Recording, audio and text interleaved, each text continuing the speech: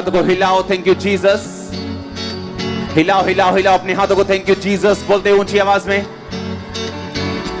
हिलाओ हिलाओ अपने हाथों को, बोलते खुदाबंद तेरा मसाज मेरी जिंदगी में काम करे, तेरा वचन आज मेरी जिंदगी में काम करे, तेरा वचन आज मुझे छुड़ाए, मुझे चंगा करे, मेरी फैमिली में उद्धार का आत्मा बहे।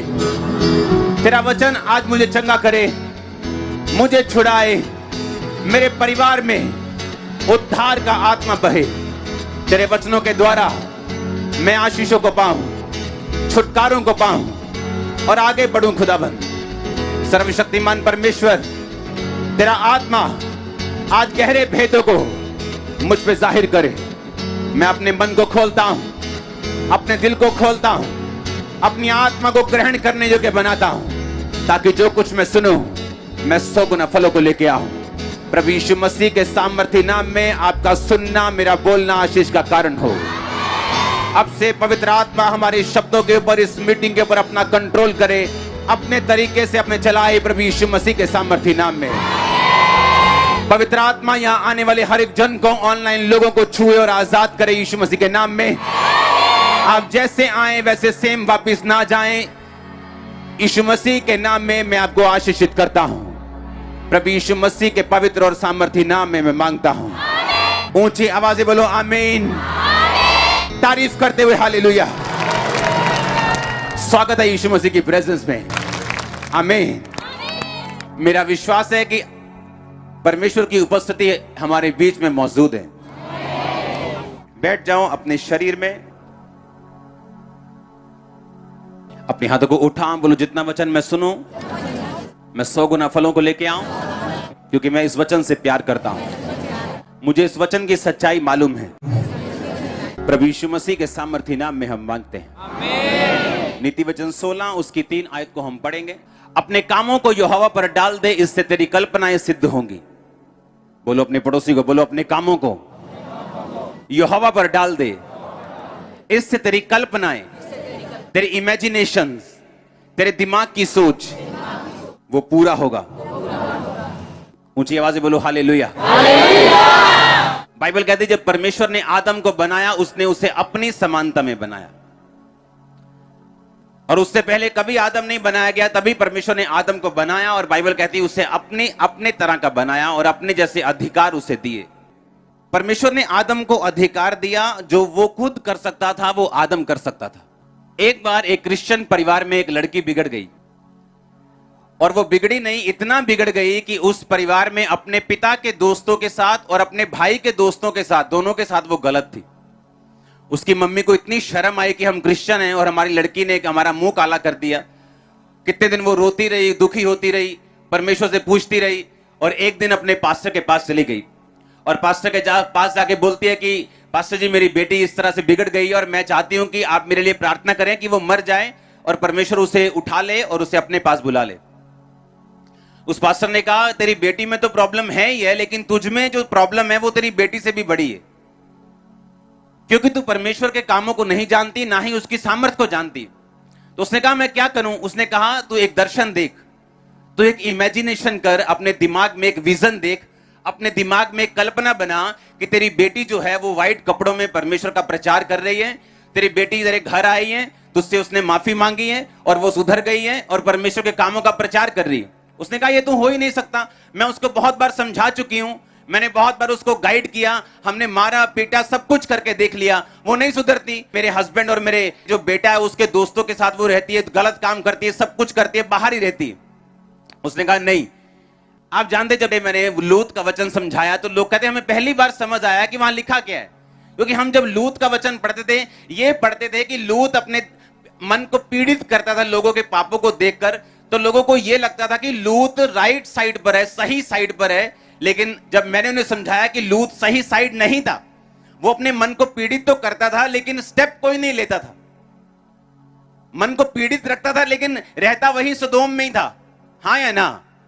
लेकिन उसने स्टेप नहीं लिया, उसके कारण उसका परिवार खत्म हुआ, उसकी वाइफ खत्म हुई, उसके बच्चे खत्म हुए, उसके बच्चों से जो पाप की संतान पैदा हुई उसकी लड़कियों से, मोआब और अम्मोनी, बाइबल कहती परमेश्वर ने सारी उम्र वंशों तक उनसे नफरत की।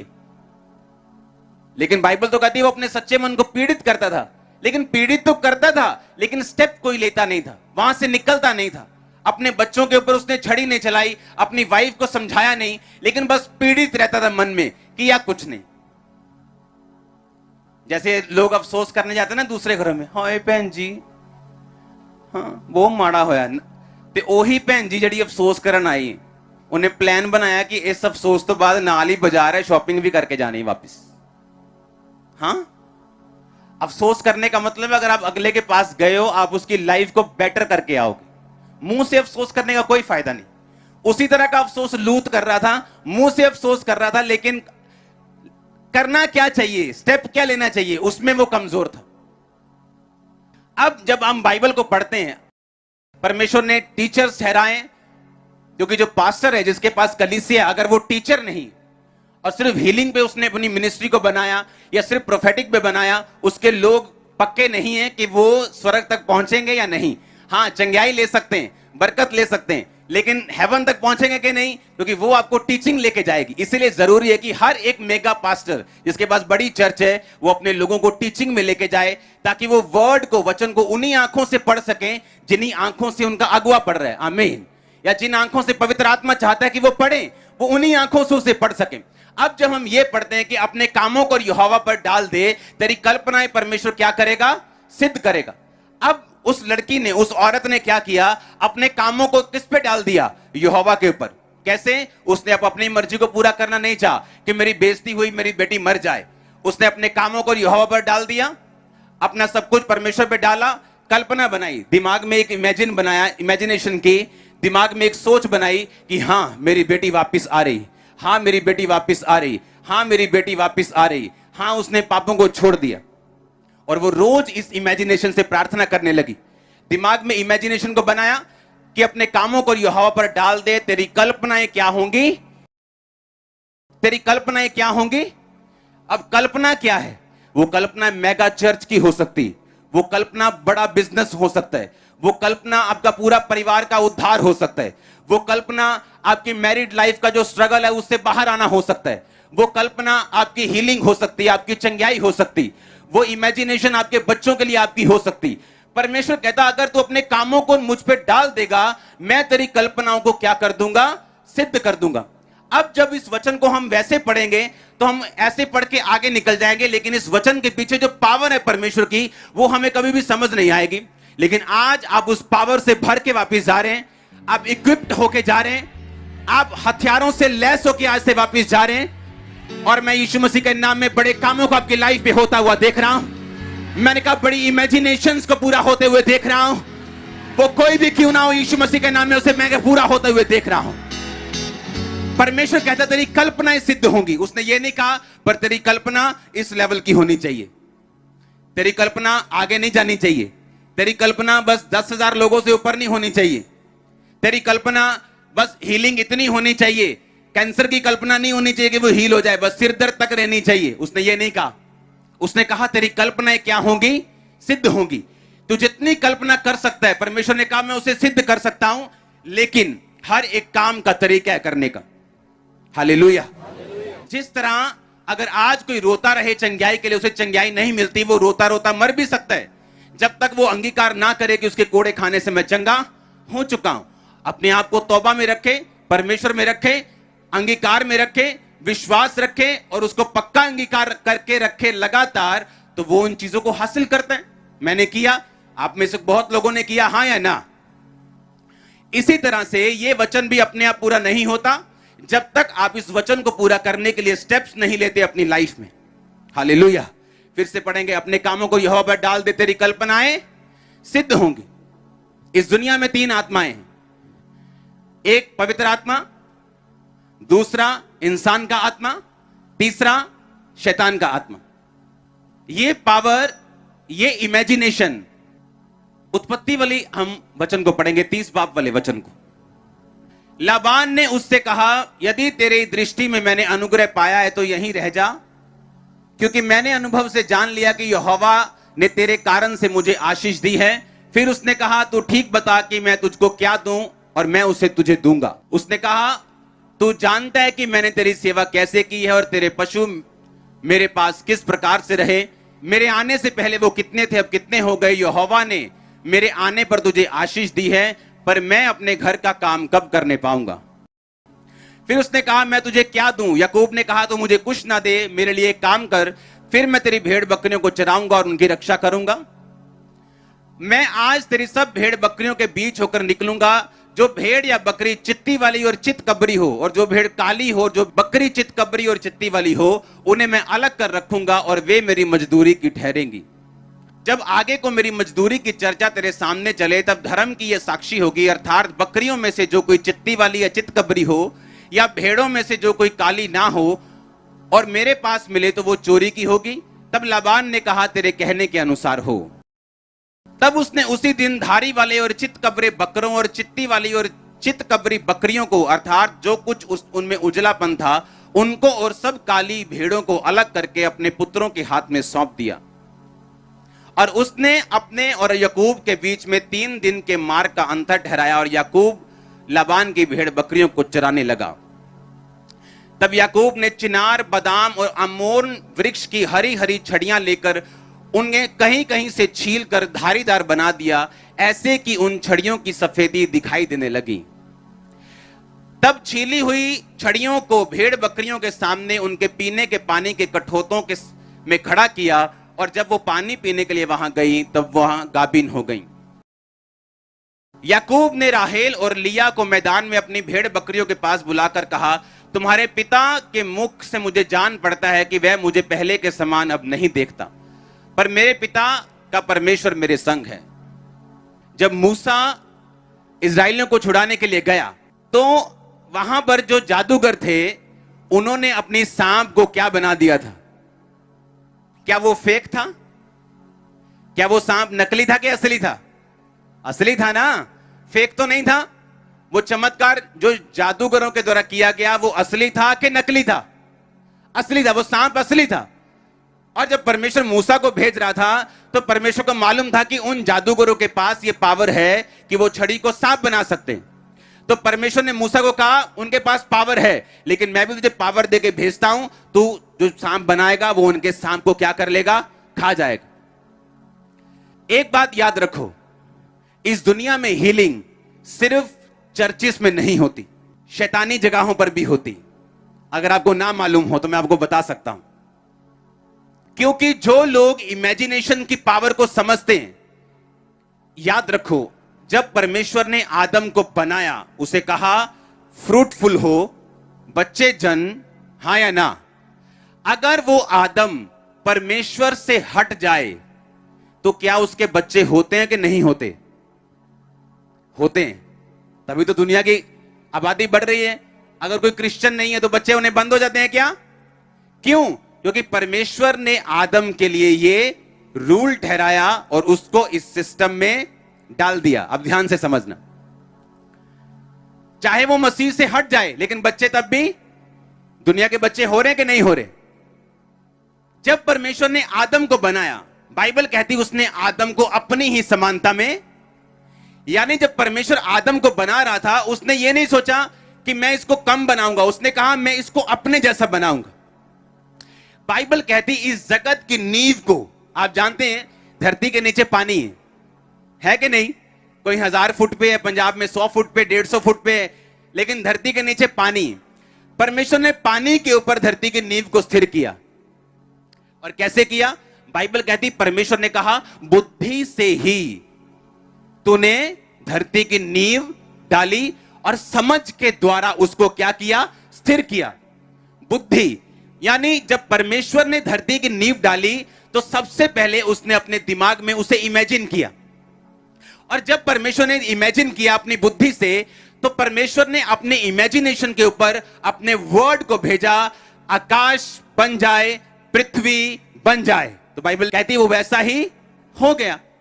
अब जब परमेश्वर ने आदम को बनाया, अब परमेश्वर ने वही अधिकार सेम आदम के अंदर डाले हुए हैं। जब, सुनो मेरी बात, हम जब सॉन्ग गाते हैं, हां मस्से का सॉन्ग गाते हैं, आपको सामर्थ फील होती है कि नहीं होती? हमें दिल करता ताली बजाऊं जोर से, है ना? करता है कि नहीं? एक दिल करता मैं नाचूं, किसी का दिल करता है मैं जोर से हालेलुया, करता है कि नहीं करता? वही सेम सॉन्ग अगर आप शैतानी लगा दें, हां, वो डांस करने का दिल करता है कि नहीं करता? क्यों? क्योंकि वो भी एक पावर है। लेकिन वो पावर किसकी है? शैतान की। और ये पावर किसकी है? आज लोग अगर आप देखें जापान में, चाइना में, तो ऐसी उनके पास तरीके हैं जिससे वो आदमियों को हील करते हैं अपनी इमेजिनेशन से। पर वो आत्मा उद्धार का आत्मा नहीं, और वो लिमिटेड है।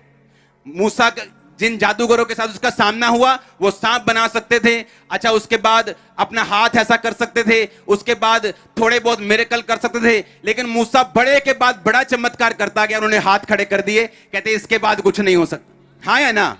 सुनो मेरी बात, कहीं आप देशों में चले जाओ, इमेजिनेशन से कहते भाई ये इमेजिन करना, आप इस तरह से ध्यान करेंगे और आपको चंगाई मिल जाएगी। करते कि नहीं करते? और वो रियल है, क्योंकि उनको ये रूल मालूम है कि अपनी इमेजिनेशंस को एक्टिवेट करके हम मटेरियल वर्ल्ड के ऊपर, दुनियावी वर्ल्ड के ऊपर हम कब्जा कर सकते हैं। उन्होंने कहा अपनी सोच के ऊपर कब्जा करके हम अपने दुनियावी, जो दुनिया की चीजें हैं, उन पर कब्जा कर सकते हैं। और इसीलिए वो ध्यान करवाते हैं, बोलते ध्यान करो, और लोग हील भी होते। लोग बोलते हैं कि मैं वहां पे गया, उन्होंने ध्यान करने के लिए बोला, ये किया और मैं हील हुआ, लेकिन वो एक लिमिटेड लेवल तक है। लेकिन जब यीशु मसीह आपको हील करता है, वो आपको सेव करता है, स्ट्रांग करता है, वंशों तक लेके जाता है। अब ये बात अगर आपको नहीं मालूम, मान लो एक राजा जिसका बच्चा पैदा हुआ और वो बच्चा कोई दूसरे देश में चला गया, उसको मालूम नहीं कि मैं प्रिंस हूं, या उसको मालूम नहीं मैं राजकुमारी हूं। जब तक उसको ये मालूम नहीं और जब तक वो अपने देश में ना आए, तब तक वो अपने अधिकारों का प्रयोग नहीं कर सकती, अपने लाइफ को उस लेवल पर एंजॉय नहीं कर सकती जिस लेवल में वो पैदा हुई। हाँ या ना? उसी तरह से जब तक एक क्रिश्चियन को मालूम नहीं होता कि मेरे अंदर पावर क्या है, अगर मैं क्रिश्चियन हूं तो वही हाल आपका है, वही हाल आपके पड़ोसी का है, वो भी दुखी है, आप भी दुखी हैं, वो भी बीमार है, आप भी बीमार हैं, वो भी गरीब है, आप भी गरीब, तो फर्क कहां पे? क्योंकि हमने अपने अधिकारों का प्रयोग ही नहीं किया, हमने अपने अधिकारों को पहचाना ही नहीं, हमको मालूम नहीं हम कर क्या सकते हैं। बाइबल कहती, याकूब कहता अपने मामा से, कहता प्लीज मुझे घर भेज दे, मैंने अब तेरी बेटी के लिए 7 साल सेवा की, फिर 7 साल सेवा की, मैं अपने घर जाना चाहता हूं, मैं अपने घर का काम कब करने पाऊंगा? कहता नहीं नहीं यहीं रुक जा, तेरे रुकने से मुझे आशीष मिली, मेरी भेड़ बकरियां बढ़ गई। याकूब ने सोचा ये ऐसे मुझे जाने नहीं देगा, उसने स्कीम लगाई। मैं आपको आसान भाषा में आपको एक्सप्लेन करूंगा वो स्कीम क्या थी। उसने कहा ठीक है, मैं तेरी भेड़ बकरे को चराऊंगा, तुझसे कुछ नहीं लूंगा, पर एक शर्त है, ये काली भेड़ बकरियां, मैं आपको इमेजिन बता रहा हूं कि आप ऐसा सोच लो, क्योंकि चितकबरी धारी वाली आप कंफ्यूज हो जाओगे। उसने कहा सारी काली भेड़ें, काली भेड़ के पति, काली बकरियां, काली ही बकरियों के पति सब मुझे दे दे, सारे काले मुझे दे दे, जितने काले होंगे और उनमें जो बच्चे अगर पैदा हुए, अगर वो सफेद हुए, वो मेरी तनख्वाह, बाकी सब तेरा। उसके मामा ने सोचा ये तो लॉटरी लग गई, अब काली मां है, अफ्रीका की मां है, अफ्रीका का बाप है, बच्चा अंग्रेज पैदा होगा ही नहीं। उसने कहा ये तो लॉटरी। उसने कहा ठीक है भाई, मैं बहुत खुश हूं, ले ले काली सारे तेरे, जितने चिट्टे बच्चे पैदा होंगे वो तेरे, तेरी तनख्वाह, बाकी तो मुझे दे देना। लबान को लगा मेरी लॉटरी लग गई, फ्री का नौकर मिल गया। लेकिन वो भूल गया याकूब एक ऐसे परिवार से निकला था जो परिवार वचन को जानता था। क्यों? अब्राहम, दूसरा कौन? इसहाक को मत भूलो। बाइबल कहती शाम के टाइम वो वचन पर ध्यान करने के लिए जाता था, मनन करने के लिए, मेडिटेशन, सोचने के लिए, इमेजिन करने के लिए। उसे मालूम था मेरी इमेजिनेशन ही है जो रिबिका के 20 साल के गर्भ के सूखे को खत्म कर सकती। उसका रोना नहीं कर सकता, ओ परमेश्वर तूने तो वायदा किया है, कंप्लेंट नहीं कर सकती। उसे मालूम था कि ये इमेजिनेशन, ये वचन पे चलना और अपने अधिकारों का प्रयोग करना मेरे सूखे को खत्म कर सकता है। और याकूब उसी परिवार से था। उसने क्या किया मालूम? उससे पहले आपको वचन 31 वाला पढ़ो। उसने कहा तुम्हारे पिता ने मेरी मजदूरी को 10 बार बदला तो भी परमेश्वर ने मेरी हानि नहीं करने दी। उसने कहा चित्ते वाली बच्चे तेरी मजदूरी ठहरेंगे, तब भेड़ बकरियां चित्ती वाली जनने लगी। और जब उसने कहा धारी वाले बच्चे तेरी मजदूरी होंगे, तब भेड़ बकरियां धारी वाले जनने लगी। हुआ कैसे ये? हाँ, इसी रीति से परमेश्वर ने तुम्हारे पिता के पशु लेकर मुझको दिए। भेड़ बकरियों के गाभिन होने के समय मैंने स्वप्न में क्या देखा? वो अपनी पत्नी को एक्सप्लेन कर रहा है कि जब भेड़ बकरियां गर्भवती होती थी तो मैंने स्वप्न में क्या देखा। क्या देखा उसने? कि जो बकरे बकरियों पर चढ़ रहे हैं वो धारी वाले, चित्ती वाले और धब्बे वाले हैं। तब परमेश्वर के दूत ने सपने में मुझसे कहा, हे याकूब। मैंने कहा क्या आज्ञा? उसने कहा आंखें उठाकर उन सब बकरों को जो बकरियों पर चढ़ रहे हैं देख कि वो धारी वाले, चित्ती वाले, धब्बे वाले हैं, क्योंकि जो कुछ लाबान तुझसे करता है मैंने उसे देखा है। उसने कहा कि मुझे सपने में दूत ने आके बोला कि तेरे पास भेड़ बकरियां कौन सी हैं? उसने कहा काली भेड़ें हैं, काली भेड़ों के पति, काली बकरियां, काली बकरियों के पति। उसने कहा नहीं, तू दर्शन देख कि जो बकरे हैं वो काले नहीं, वो चित्ती वाले हैं। कब? जब उसका मामा आके बोला ओए अब से चित्ती वाले, जिन्ने चित्ती वाले होंगे वो तेरी तनख्वाह। ठीक है, रात को सो रहे हैं और दूध सपने में आके बोलते हैं कि दर्शन में कि जितने बकरे बकरियों के ऊपर हैं वो चित्ती वाले हैं। पर है वो कौन से थे? काले। पर दर्शन में क्या देख रहा है? वो कौन से हैं? और जब सुबह उठता था और 2 महीने 3 महीने बाद जो बच्चे पैदा होते थे वो चित्ती वाले होते थे। सुनो मेरी बात, लाबान आता था, लाबान क्या हुआ? अरे चित्ती वाले कैसे पैदा हो गए? नहीं नहीं नहीं, ये कोई डीएनए में गड़बड़ हो गई है। अब चित्ती वाले नहीं, अब जितने धारी वाले होंगे वो तेरी तनख्वाह है। वो जैसे सपनों में सोया, दूत आया, बोला अब तू देख दर्शन में कि जितने बकरे चढ़ रहे हैं वो धारी वाले हैं। 2 महीने बाद धारी, 3 महीने बाद धारी वाले बच्चे पैदा हो रहे हैं। उसका मामा आके फिर देख रहा है ये क्या हो रहा है, अब धारी वाले कैसे हो रहे हैं? नहीं, ये कुछ अब की बार कुछ लोचा हो गया, केमिकल लोचा। हाँ, अब जितने डॉट वाले बच्चे होंगे वो तेरे होंगे। और कितना कहता 10 बार उसने मेरी मजदूरी को बदला, 10 बार मैंने दर्शन देखा और वही बच्चे पैदा किए जो मुझे चाहिए थे। इमेजिनेशन। अगर शैतान के दूत, अगर शैतान के लोग इमेजिनेशन करके कुछ लेवल की हीलिंग दे सकते हैं, जादू कर सकते हैं, टोना कर सकते हैं, छड़ी को सांप बना सकते हैं, आप जिसके पास पवित्र आत्मा है वो सोचो आप क्या नहीं कर सकते।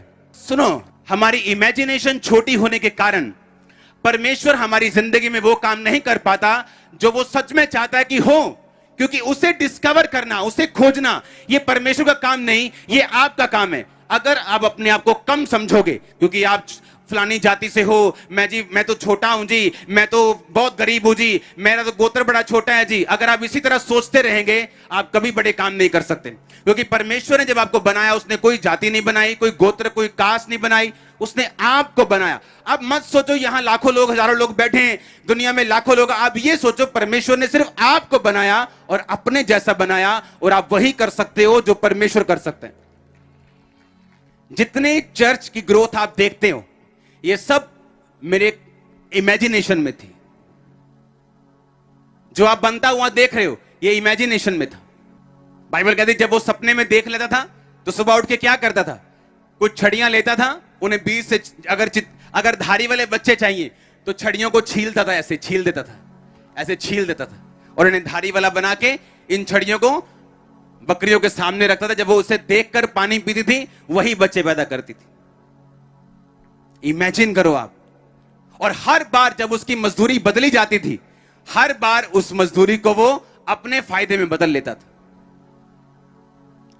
अगर हम अपने परमेश्वर को छोटा समझेंगे वो छोटा है, गरीब समझेंगे वो गरीब है, सर्वशक्तिमान समझेंगे वो सर्वशक्तिमान है, सब कुछ कर सकता है तो सब कुछ कर सकता है, थोड़ा कर सकता है तो थोड़ा कर सकता है। जैसा आप उसे समझेंगे वो वैसा आपकी लाइफ में काम करेगा। अपने कामों को यहोवा पर डाल दे, तेरी कल्पनाएं, तेरी इमेजिनेशन। अब वो लेडी कल्पना बना के बैठी कि मेरी बेटी आ रही, मेरी बेटी आ रही, मेरी बेटी आ रही, मेरी बेटी आ रही है, तौबा कर ली। रोज शाम को प्रार्थना करते वक्त जब बैठती थी तो एक्सपेक्ट करती थी कि किसी दिन मेरे दरवाजे पे ठक ठक होगी, किसी दिन मेरे दरवाजे पे नॉक नॉक होगा। और एक दिन सच में नॉक हुआ। दरवाजा खोला, उसकी बेटी सामने खड़ी थी। जब सामने खड़ी तो उसे, उसकी बेटी के दिल में जो था कि सुसाइड करने वो जा रही थी। उसकी मां पीछे इमेजिनेशन में थी कि मेरी बेटी को परमेश्वर बदल रहा है, और वो थैंक्स कर रही थी, प्रार्थना कर रही थी। और उसने कहा मेरा दिल ऐसा मुझे हुआ कि मरने से पहले मुझे गिल्टी फील हुआ बहुत कि मैंने गलत काम किया और मैं सुसाइड करने जा रही थी, लेकिन मुझे ऐसा लगा कि मैं एक बार अपनी मां से मिल लूं। तो उसके दिल में था कि अगर मैं अपनी मां से मिलूं तो वो बहुत गुस्से वाली है, पता नहीं मुझे स्वीकार नहीं करेगी, अगर वो नहीं करेगी वापिस आ जाऊंगी, सुसाइड कर लूंगी, लेकिन एक बार मैं ट्राई करना चाहती हूं। जैसे ही वो दरवाजे पे गई, उसे नहीं मालूम था उसकी मां बदल चुकी, उसकी मां का माइंड पास्टर ने चेंज कर दिया। जैसे ही उसने दरवाजा खोला, उसकी मां रो पड़ी, उसे गले से लगाया, वो भी रो पड़ी। और आज वो लड़की प्रचारक है, वो लड़की जो वेश्या थी प्रचारक है, आज प्रीचिंग करती पूरी दुनिया में। हालेलुया। अपने कामों को यहोवा पर डाल दे, तेरी कल्पनाएं सिद्ध होंगी। आप कुछ भी कर सकते हैं अपने, अगर आप इस अधिकार को समझें कि जब परमेश्वर ने आदम को बनाया उसने अपने जैसा बनाया। अगर आज परमेश्वर आदम से हटता भी है, अगर आज आदम प्रभु से दूर हो जाए, आदम तब भी किसी लेवल तक यह चमत्कार कर सकता है। आपको मालूम, शैतान की आत्मा के द्वारा, क्योंकि same imagination, same rule devil kingdom में भी, क्योंकि शैतान कॉपी करने वाला है। मूसा सांप बनाया, कहते हमने भी सांप बनाया, क्योंकि शैतान भी स्पिरिचुअल जो रूल्स है वो उन्हें जानता है, समझता है। इसलिए वो डेविलिश म्यूजिक तैयार करता है, डेविलिश जगहों को तैयार करता है, उसे मालूम है स्पिरिचुअल रूल्स क्या हैं। और आज जब आदम इंसान प्रभु से हट जाए किसी लेवल तक, इसी रूल्स के जरिए वो काम कर सकता है, पर उसे यह बात मालूम होनी चाहिए कि उद्धार सिर्फ एक ही नाम के नीचे, उस नाम को बुलाओ ऊंची आवाज में, कौन सा है? बोलो यीशु, ऊंची आवाज में बोलो यीशु। हालेलुया। जोर से हालेलुया बोलो एक बार, जोर से। अगर आप समझ जाएं आपकी इमेजिनेशन पावर कितनी, आप रोना बंद कर देंगे कि अभी आप कहां पे, सिचुएशन क्या है, बीमारी क्या है, क्या दिक्कत है। अगर आप उस पावर को समझ जाएं जो परमेश्वर ने आपको दी है। इमेजिन करो अगर शैतानी लोग इस पावर से एक लेवल तक काम कर सकते हैं, आप सोचो किस लेवल तक जा सकते हैं, जबकि परमेश्वर का आत्मा आपके पास है। अब इंसान की आत्मा को चॉइस करने की, वो शैतान की आत्मा के साथ काम करना चाहता है या वो परमेश्वर की आत्मा के साथ काम करना चाहता है। एक जादूगर जो सांप को, छड़ी को सांप बना रहा है, हो सकता है अपनी लाइफ में हर तरफ वो फेल हो, बस वही पावर उसके पास। लेकिन जब आप उसको सांप बनाएंगे, आप चारों तरफ से सक्सेसफुल होंगे साथ साथ। क्यों? क्योंकि आप परमेश्वर की आत्मा से जो काम कर रहे हैं, आप उसमें सुरक्षित भी हैं। परमेश्वर ने बुद्धि से लिखा, धरती की नींव को डाला, समझ से उसको स्थिर किया, और वही बुद्धि परमेश्वर ने आपको दी। और बाइबल कहती है जब आप परमेश्वर का डर मानते हैं, पाप से दूर रहते, शराब से दूर रहते, व्यभिचार से दूर रहते, खिलाफत से दूर रहते, निंदा से दूर रहते, बाइबल कहती है वो बुद्धि आप में होती। और वही बुद्धि अगर आप में है, वो विजडम आप में है, वो विजडम आपको लीड करेगी कि आप इमेजिनेशंस को अपने हार्ट में रखें, और वो आपकी अगुवाई करेगी उन्हें पूरा करने के लिए भी। अब आपने पावर तो समझ ली कि इमेजिनेशन क्या कर सकती, कल्पनाएं सिद्ध कैसे हो सकती। आपने ये तो समझ लिया कि ये हो सकता है, मैं इमेजिनेशन के थ्रू हीलिंग ले सकता हूं, डिलीवरेंस ले सकता हूं, बढ़ सकता हूं।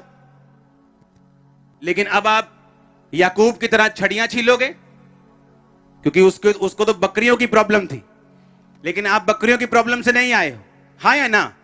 अब आपको कौन बताएगा कि आपकी सिचुएशन में आप क्या करें? याकूब को तो मालूम है कि आज उसका मामा मजदूरी बदल गया, कि बोलता धारी वाले बच्चे तेरे होंगे, उसने छड़ियां धारी वाली करके उनके सामने रख दी, क्योंकि उसको दर्शन आ चुका था, दूत उससे बात कर चुका था। मैं कह रहा हूं आपको कैसे मालूम कि आप क्या करेंगे? अगर आपको सेवा में बढ़ना है आप क्या करेंगे? अगर आपको हीलिंग में बढ़ना है आप क्या करेंगे? अगर आपको परिवार का उद्धार चाहिए आप क्या करेंगे? आपको यूज होना है प्रभु के लिए आप क्या करेंगे? ये आपको बताएगा दो चीजें, परमेश्वर की बुद्धि और परमेश्वर का आत्मा आपकी अगुवाई करेगा। और याद रखो, जब परमेश्वर की बुद्धि आप में काम करती, परमेश्वर ने वचन में लिखा कि बुद्धि से ही उसने आकाश को बनाया, बुद्धि से ही जगत की नींव डाली, समझ से ही उसे स्थिर किया।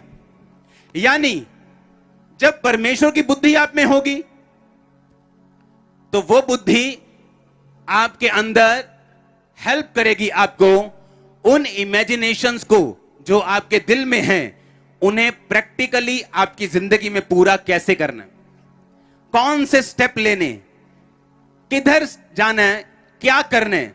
धीरे धीरे धीरे छोटे लेवल से वो आपको सिखाना शुरू करेगा। और बाइबल क्या कहती? परमेश्वर की बुद्धि आपकी अगुवाई नहीं कर सकती अगर आप पाप में हैं, अगर आपने लोगों की प्रॉपर्टीज के ऊपर कब्जा किया हुआ, अगर आपने व्यभिचार करते हैं, अगर आप ब्लू फिल्में देखते हैं, अगर आप नशे करते हैं, तो बाइबल कहती है परमेश्वर का डर बुद्धि की शुरुआत है।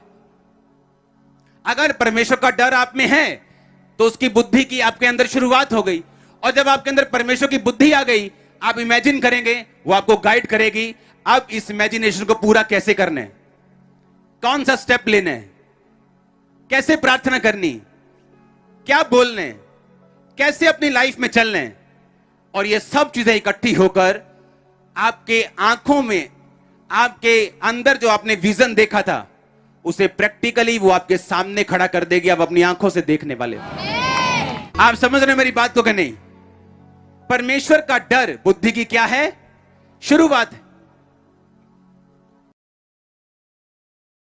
मैं कुछ वचन पढ़ूंगा नीति वचन के बीच से, आप उसे सिर्फ सुनना। नीति वचन 3 उसकी 13 में लिखा, क्या ही धन्य है वह पुरुष जो बुद्धि पाए और वह मनुष्य जो समझ प्राप्त करे, क्योंकि बुद्धि की प्राप्ति चांदी की प्राप्ति से बड़ी और उसका लाभ चोखे सोने के लाभ से भी उत्तम है। वह मूंगे से अधिक अनमोल, जितनी वस्तुओं की तू लालसा करता है उनमें से कोई भी उसके तुल्य ना ठहरेगी। उसके दाहिने हाथ में लंबी आयु और उसके बाहिने हाथ में धन और महिमा है। उसके मार्ग आनंददायक हैं और उसके सब मार्ग कुशल के हैं। जो बुद्धि को ग्रहण कर लेते हैं उनके लिए वो जीवन का वृक्ष बनती है और जो उसको पकड़े रहते हैं वह धन्य हैं।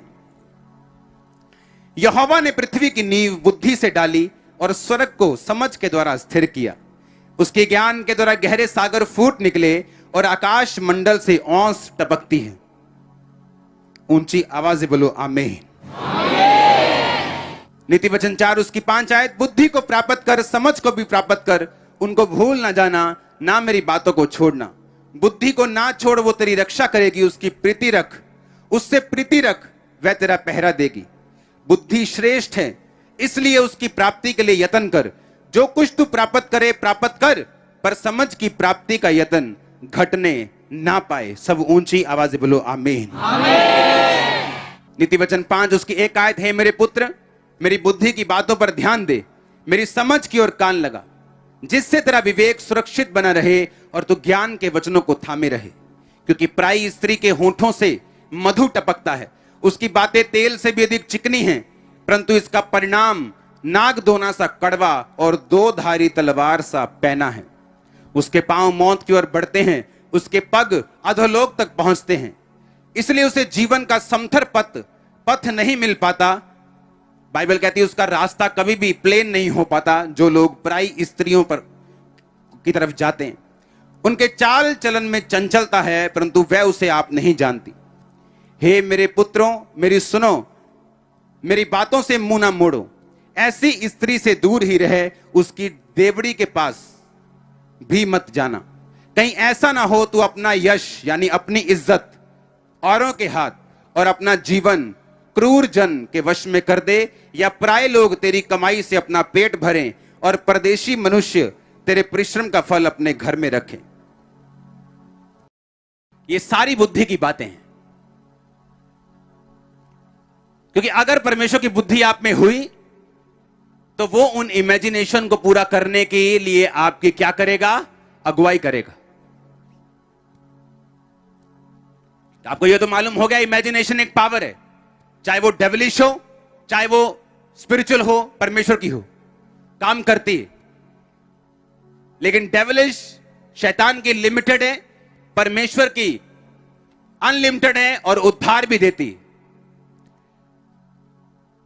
और ये अधिकार याकूब को मालूम थे। अब एक है कि पावर के बारे में मालूम होना, एक है इस बात के लिए मालूम होना कि मेरे घर में यह बंदूक पड़ी है, और दूसरी बात यह है कि उस बंदूक को चलाना भी आना चाहिए। आज मैंने आपको बताया कि आपके पास एक बंदूक है अपनी इमेजिनेशन की, और चलानी कैसे है? कहता बुद्धि के साथ तुम उसे चला सकते हो। और बुद्धि क्या है? परमेश्वर का डर मानना क्या है? बुद्धि की शुरुआत है। कहता तेरी आयु बढ़ेगी, तू कुशल से रहेगा। जिसके पास बुद्धि है लिखा, उसके मार्ग आनंददायक होंगे। वो रात को सो जाएगा, लेट जाएगा बिना किसी तकलीफ के। क्योंकि जब परमेश्वर की बुद्धि आपके पास होती, और क्या निशानी है कि परमेश्वर की बुद्धि आपके पास है? आप पाप से दूर रहेंगे, यह निशानी। बुराई से दूर रहेंगे, यह निशानी। कब्जों से दूर रहेंगे, लालच से दूर रहेंगे, यह निशानी। क्योंकि जिस दिन आपने रूल तोड़े, जिस दिन आपने व्यभिचार किया, जिस दिन आपने परमेश्वर के वचन के खिलाफ चले, तो वो बुद्धि जिसने आपकी इमेजिनेशन को कंप्लीट करने आपकी लाइफ में कभी काम नहीं करेगी। मुझे नॉलेज तो है कि मैं स्पिरिचुअली पावरफुल हूं, पर उसको पूरा करने के लिए अब आपको परमेश्वर के साथ की जरूरत है। और साथ देगी आपकी बुद्धि, अगर परमेश्वर की बुद्धि आप में हो। और वो तब होगी जब आप परमेश्वर के वचन पे चलेंगे। मैं एक क्वेश्चन आपसे करता हूं, अगर याकूब चोर होता और यह सोचता कि अगर उसने मेरे साथ गलत काम किया, मैं भी उसको बताऊंगा, मैं भी चोरी करूंगा, तो क्या परमेश्वर की बुद्धि काम करती वहां पे? बोलो। क्योंकि परमेश्वर की बुद्धि तब काम करती है जब आप वचन पे खड़े हैं। तब वो आपकी अगुवाई करेगी कि तेरे मन में जो इमेजिनेशन तूने बना के रखी, इसको पूरा करने के लिए वो आपको तरीके देगा, इसी दुनिया के आत्मिक और शारीरिक दोनों। और आप अपनी मंजिल की ओर बढ़ते जाएंगे, क्योंकि मैं परमेश्वर की बुद्धि आप में वास किए हुए देख रहा हूं। आज मैं ऐसे लोगों को जानता हूं, ऐसे पास्टर्स को जानता हूं। जब मैं एक विश्वासी था और पास्टर्स के साथ पास्टर्स मीटिंग में जाया करता था, वहां वो अपना विजन शेयर करते थे कि मेरा विजन 90,000 लोगों का है, मेरा विजन 1 लाख लोगों का है। और तब मैं बैठ के बहुत इंप्रेस होता था, वाह क्या विजन है। जैसे लूत अपने दिल को दुखी करता था ना, ऐसे ही विजन होता था। मैं पास्टर बन गया, उसके बाद मैंने सेवा शुरू की, सेवा बढ़ गई। 17 साल हो गए मुझे देखते, वो अभी भी उन्हीं 100 लोगों में। बताइए क्यों? आपकी अकेली इमेजिनेशन, विजन कुछ नहीं कर सकता जब तक आप में परमेश्वर की बुद्धि काम नहीं करेगी। और परमेश्वर की बुद्धि किसमें है, कैसे मालूम होगा? वो वचन पे चलने वाला होगा। आज एक गलती हो जाए किसी से इंटरनेट के ऊपर, आप पास्टर्स की जुबान देखो जो नीचे उन्होंने कमेंट किए होते हैं उस बंदे के खिलाफ। उसने तो गलती की है, उसे तो शायद परमेश्वर ने उसी घंटे माफ कर दिया होगा, लेकिन तुम्हारी गलती उससे भी बड़ी है और तुम नहीं जानते तुम क्या बोल रहे हो। अगर मैं भी इंटरनेट पे जाके उसे बोलने लग जाऊं, तूने ये किया है, तू शैतान है, तू ये है, कोई भी गलती कर सकता है, वो भी इंसान है। लेकिन उसका मतलब क्या? आप उसकी गलती को एक प्लेटफॉर्म बना लेंगे अपनी जेलसी को, कि ऐसे करने से जय मसीह थी, आप क्रिश्चियन बन जाएंगे। आप क्रिश्चियन होते हैं अपने शब्दों से। जब आप बोलते हैं, परमेश्वर ने कहा सदूकी फरीसी, कहता तुम कब्रों के समान हो, ऊपर से सुंदर हो, शानदार। कहता उनको खोल के देखो, अंदर से तुम गले हुए हो, तुम बदबूदार हो। सब परमेश्वर के जन है, सबके नाम के पास्टर लगाए, सब व्हाइट कपड़े पहनते हैं, मेरी तरह टाई भी लगाते हैं कई, पर क्या इससे हम पास्टर बन गए? और जब परमेश्वर की बुद्धि नहीं होती और अंदर क्या है किसी के, आप एक मुलाकात में नहीं जान सकते। इन सिचुएशन से जब घटनाएं होती हैं ऐसी, और उन पास्टर्स के मुंह से देखो क्या निकल रहे हैं, कितनी घटिया और कितनी निंदा की बातें निकल रही, इससे मालूम होता है कि जो उनकी इमेजिनेशन है वो क्यों पूरी नहीं हुई, वो क्यों परमेश्वर उनकी इमेजिनेशन को पूरा नहीं करता, क्यों उनके दर्शनों को पूरा नहीं करता। इसीलिए क्योंकि इमेजिनेशन पूरा करने के लिए आपको एक स्पेशल अगुवाई चाहिए, वो वही कर सकता है जिसके अंदर परमेश्वर की बुद्धि है, और बुद्धि उसी के अंदर है जो निंदा और चुगली से, इन झगड़ों और झमेलों से दूर है। हालेलुया। अगर मेरे को किसी प्रॉब्लम बंदे से दिक्कत है, अगर उसने कुछ गलत बोला, अगर मैं उसको सुधारना चाहता, मैं उसको कॉल कर लूंगा कि भाई तूने ये गलत कहा, वही बोलेगा हाँ यार मैंने गलत कहा, मेरे मुंह से गलती से निकल गया, अब खत्म बात। लेकिन प्रॉब्लम ये है, जब एक व्यक्ति कामयाब होना शुरू होता है और दूसरे लोग उससे जेलसी करते, बस उसकी एक गलती को पकड़ना चाहते, जिस तरह यीशु मसीह की गलती को सदूकी और फरीसी पकड़ना चाहते थे, कौन सी गलती इसके मुंह से निकले, इनु टाली, इनु घेर लिए होनी फटाफट। और ये सब बातें बाइबल के खिलाफ हैं। हो सकता है एक पापी, एक शराबी इतना प्रभु के सामने पापी ना हो जितना ये काम करने वाले परमेश्वर के सामने अपराधी ठहरेंगे। इसीलिए हर व्यक्ति की लाइफ में रिजल्ट नहीं है। हर व्यक्ति इमेजिनेशन कर सकता है, अगर जिसको मालूम है कि इसमें पावर है, मेरी कल्पनाओं में पावर है, लेकिन उसको पूरा करने के लिए अगले स्टेप्स की जरूरत है। God bless you all. आमीन। ऊंचा आशीष आपकी चर्च।